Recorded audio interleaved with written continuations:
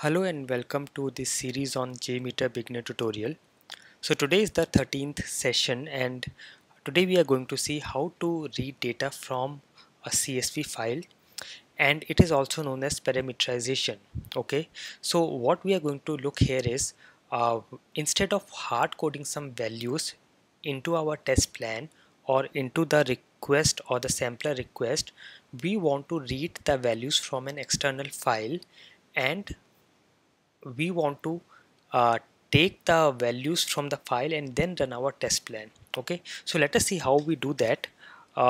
This is a test plan that we already created in an earlier session for an API. So in case you want to know how to create this test plan, you can look into this tutorial, JMeter beginner tutorial 9, testing web services or API. Here we have created a test plan to test SOAP as well as REST API or web services. Okay, so this is the same test plan that I am continuing with. So you can go back and look that video first and come back again in case you want to get this test plan ready on your system. So what we are going to do here is I'm going to go to thread group.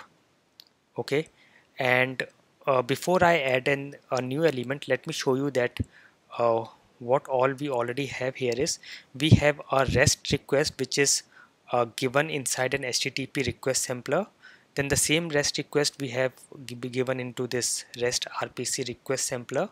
Then we have a SOAP request. Okay, and if I run this, you can see this is a HTTP request which gets the weather of some particular city. So we are getting the weather of New Delhi, and in the response we are getting the information. The same API is also running here. It is also getting the weather of New Delhi and we are getting the response. And the SOAP API is for getting or listing all the cities of a country. So we are using India here, and in the response we are getting all the cities of India.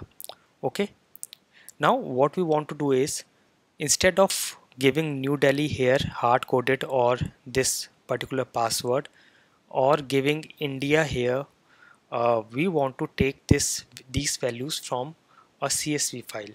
Okay, so for that I will right click on my thread group and add config element CSV dataset config, and I will move it to the top. Okay, so let me write it down here as well. Step 1 is add config element, and the name of the config element is CSV dataset config. Okay, now here I have to give the source file name wherever my CSV file is. Okay, so mm, let me take this file. I will name it as CSV data. Okay, let me open this. Okay, so let us see what all things we need to put. I need a, a city name.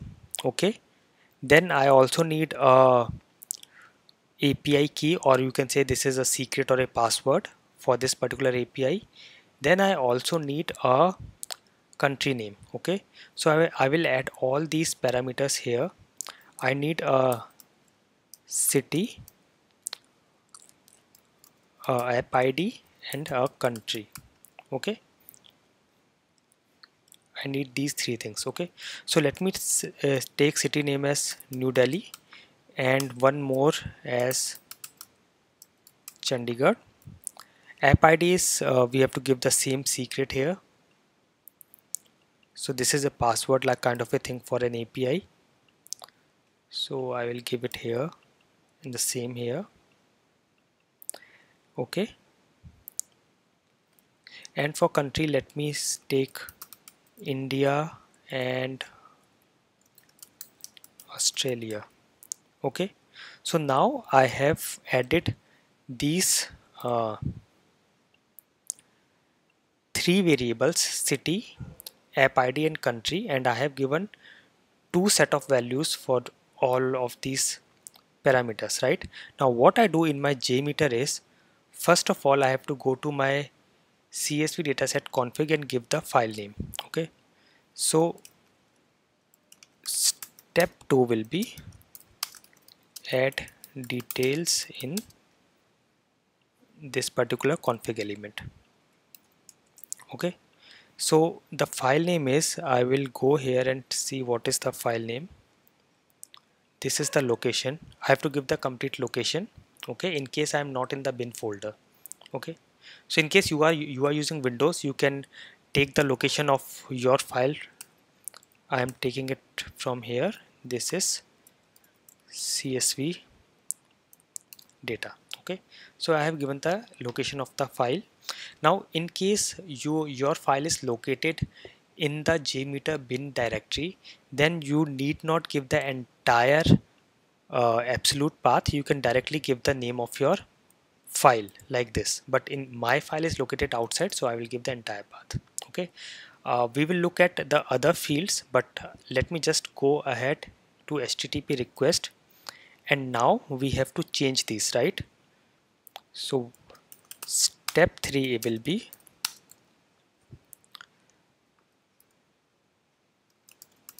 update value fields. Okay, and what we have to do is we have to give something like this. The syntax is dollar curly braces start variable name and curly braces end. Okay, so what I'm going to do here is, instead of New Delhi, now I will say dollar curly braces start and the name of my variable is city. Okay, so I will say city here and curly braces stop. Again for app ID, I will say dollar curly brace start and app ID close. Okay, I can do the same thing here as well. Instead of New Delhi, I can say this is dollar city, and in the SOAP request as well I can say this is dollar country. Okay, now I have updated my values. Now I just need to run and validate that it is working fine. Okay, and it is taking all the values from the CSV file. Okay, now I will just execute it.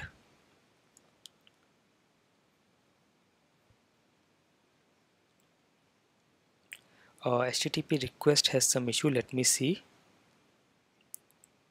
Okay, we need to close this as well, right? Let me close this file.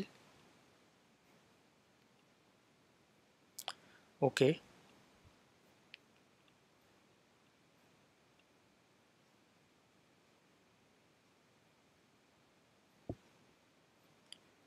okay.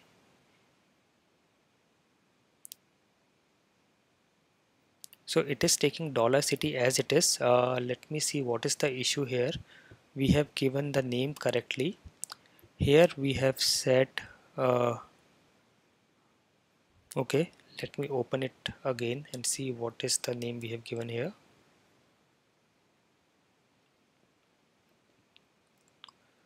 Oh, I think there is some issue. It got merged, right? City and app ID.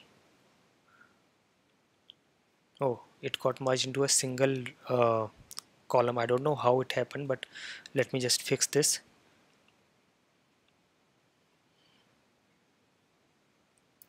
App ID should be column number 2, and this is the value of app ID.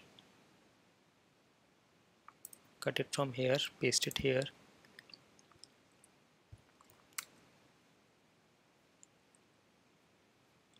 And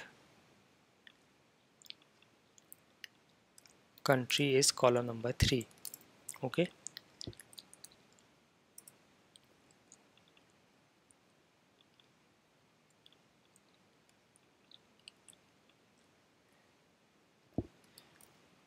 this is India will come here.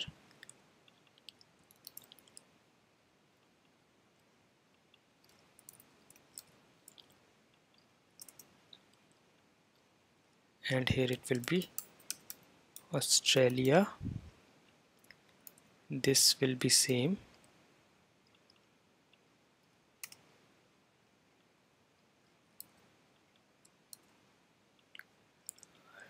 and then let me remove this from here. Okay, so now we have city New Delhi and Chandigarh, app ID and country India and Australia. Let me close it and test it again. Okay,